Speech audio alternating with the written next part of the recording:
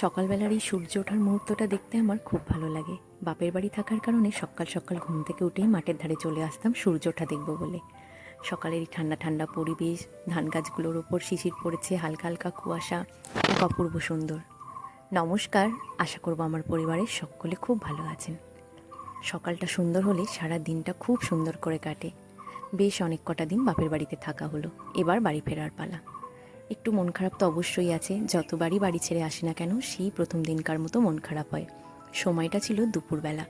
দুপুর করেই খাওয়া দাওয়া করে গুছিয়ে বেরিয়ে পড়েছি। যেহেতু সন্ধে হলে একটু একটু ঠান্ডা লাগে, গাড়ি করে বাড়ি ফিরবো, ছেলের যদি ঠান্ডা লেগে যায়, তাই দুপুর বেরিয়ে পড়লাম। হাজব্যান্ড বলল চলো এই রোদে রোদে বাড়ি ফেরা যাক, যেতে যেতে কয়েকটা ঠাকুরও দেখা হয়ে যাবে তাহলে। তাই তিনজনে মিলে গল্প করতে করতে বেরিয়ে পড়লাম। বেশ ভালো লাগছিল, কিন্তু মনটা ভীষণ খারাপ ছিল। আমাদের মেয়েদের জীবনটাই তো এরকম, যখন বাপের বাড়ি আসি ঠিক যতটা আনন্দ হয়, বাড়ি ফেরার সময় ঠিক ততটাই মন খারাপ হয়। আর আমাদের এখানের মাঠের এই ঠাকুরটাই এবছর থেকে প্রথম আসছে, জগদ্ধাত্রী ঠাকুর। কাদা হওয়ার জন্য আর নেবে দেখা হয়নি। ঠিক আছে, কোনো একটা বছর দেখা হবে। আর এই রাস্তা ধরে আসার সময় এত ভালো লাগে, যেমন রাস্তাটা খুব সুন্দর, আর রোদ ঝলমলে আকাশ ছিল, হালকা হালকা হাওয়া দিচ্ছিল, আর চারিপাশে তো শুধুই মাঠ আর গাছপালা। নিজের গ্রাম বলে বলবো না, এত সুন্দর পরিবেশ আমার বাবার বাড়ির এখানটা, খুব ভালো লাগে। এখন তো সবুজ হারিয়ে যাচ্ছে, তবু আমি গ্রামে থাকার কারণে গ্রামে বড় হয়েছি, আমার বিয়েও হয়েছে গ্রামে, সেই সুবাদে এখনও সবুজ দেখার সৌভাগ্যটুকু মেলে। আর ছেলের তো সারাক্ষণ আসার পথে একটাই কথা, কখন ঠাকুর দেখাবে, কত দূরে আর ঠাকুর। ওকে তো বোঝাতে পারছি না যে আরও কিছুটা গেলে তবে তো প্যান্ডেল। আমাদের বাড়ি থেকে বেশ কিছুটা দূরে গেলে অনেক জগদ্ধাত্রী ঠাকুর আসে। ছোটোবেলাটায় অনেকবার গেছি, কিন্তু এই বড় হওয়ার সাথে সাথে আর যাওয়া হয়নি। এবছর ছেলেকে নিয়ে প্রথম। ছেলেও তো 2 বছর আগে খুব ছোট ছিল, কি করেই বা ওকে নিয়ে যেতাম। এই রাস্তা দিয়ে আসার সময় সত্যি মনটা বেশ ভালো লাগে। চারিদিকে দেখতে দেখতে আসতে ছেলেও দেখেছি এখন বড় হয়েছে, তো খুব খুশি হয়। যাই হোক, পুজো পার্বণ সবই তো গেল, এবার আস্তে আস্তে আবার রোজকার জীবনে ফেরা, সেটারই প্রস্তুতি। আবারও কোনো পুজো আনন্দ অপেক্ষা করে আছে, একটার পর তো একটা আসতেই থাকে। যাই হোক, গল্প করতে করতে প্রথম এক প্যান্ডেলে চলে এলাম।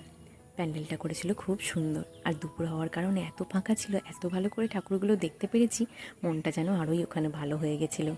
বাপের বাড়ি ছেড়ে আসার মন খারাপটা এখানে কিছুটা হলেও কমে গেছিল।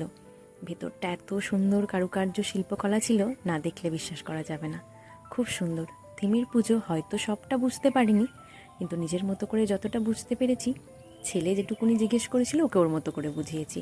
সেরকম প্রতিমাটাও ছিল খুব সুন্দর। সেখান থেকে চললাম আরও একটা মণ্ডপে। দুপুর হওয়ার কারণে রাস্তাঘাটও ফাঁকা, প্রচুর আলো লাগানো ছিল, কিন্তু দিনের বেলা তো একটাও জ্বলেনি। রাত্রি হলে কত সুন্দর না লাগতো যদি আলো জ্বলতো।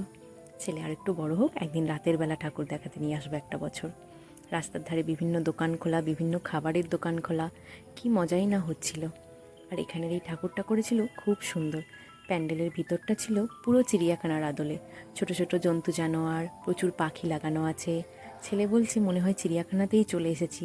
ছবিগুলো দেখে একটু একটু ভয় পাচ্ছিল, আবার মজাও হচ্ছিল কিন্তু বেশ। আবার কত ছোট ছোট পুতুলও লাগানো ছিল গাছগুলোতে, এগুলো দেখে বলছে এরকম পুতুল তো আমাদের বাড়িতেও আছে, আমি তো নিয়ে খেলি, তাহলে ভয় পাবো কেন। প্যান্ডেলটা খুব বড় নয়, কিন্তু সাজানোটা ছিল খুব সুন্দর। ফাঁকায় ফাঁকায় ঘুরে ঘুরে ছেলেকে ঠাকুর দেখতে নিয়ে যেতে পেরে আমার কিন্তু বেশ মজা হয়েছে এবছর। প্যান্ডেলের বাইরেটাও এত সুন্দর করে সাজানো ছিল, মনে হচ্ছিল কয়েকটা ছবিও তুলেছি ছবিও। সাজগোজ ঠাকুর দেখা মানেই তো ছবি তোলা, ক্যামেরাবন্দি করে রাখা, পরে কোনো দিন দেখে মজা পাবো এগুলোকেই। যাই হোক, সেখান থেকে চললাম আরও একটা মণ্ডপে। এই ঠাকুরটা ছিল একটু অন্যরকম, নেবে দেখিনি, গাড়ি থেকেই দেখলাম, বেশ ভালোই লাগলো। কিন্তু সেখান থেকে আরও একটা মণ্ডপে, এক জায়গা থেকে শুধু আর এক জায়গা। ঠাকুর দেখা মানেই তো ঘুরে ঘুরে এইভাবে এক মণ্ডপ থেকে অন্য মণ্ডপ। আর এখানে এই প্রতিমাটা ছিল খুব বড়, আর এর পাশেই ছিল আরও একটা বড়, যেটা আমাদের এখানে সব থেকে বড় জগদ্ধাত্রী মা, নামও যেমন, এই জায়গাটার নামও এই ঠাকুরের নামই, বড় জগদ্ধাত্রী তলা। আর সব ঠাকুরগুলোই এসেছে দুর্গাপুর হাইওয়ের পাশে যে বাইপাসটা রাস্তাটা আছে তার পাশে, সেখানেই মেলা বসেছে। প্রচুর দোকান বসেছিল, কিন্তু দুপুরবেলা হওয়ার কারণে বেশিরভাগ দোকানই বন্ধ ছিল। শুধুমাত্র কয়েকটা খেলনার দোকান, কয়েকটা কাপ প্লেটের দোকান, এসবই ছিল। ওই কয়েকটা দোকান খোলা থাকায় একটা কাপ প্লেটের দোকানেও ঢুকেছিলাম কিছু নেব বলে, কিন্তু এত দাম বললো আর নেওয়া হয়নি। মেলার জিনিস তো এমনিতেই একটু দাম থাকে। যাই হোক, পাশে কয়েকটা মণ্ডপ ছিল, সেখানেই ঠাকুর দেখব বলে প্রথমেই ঢুকলাম। বিভিন্ন খাবার দাবারের দোকান খোলা থাকলেও তখন আর কেনা হয়নি। দুপুরবেলা খাওয়া দাওয়া করে বেরিয়েছি, কি আর কিনবো। এখানের যে মণ্ডপটা ছিল সেটাও করেছিল খুব সুন্দর। আর ফাঁকা ছিল বলে না ছেলে এত মজা করেছে। ও খুব একটা ভিড়ভাট্টা পছন্দ করে না। ভিড় ঠেলে ও কোথাও ঠাকুর দেখবো ঘুরবো ও দেখেছি খুব একটা মজা করতে পারে না, কিন্তু ফাঁকা কোনো জায়গা পেলে খুব মজা করে। এটা কি ওটা কি নানান প্রশ্ন করতে পারে।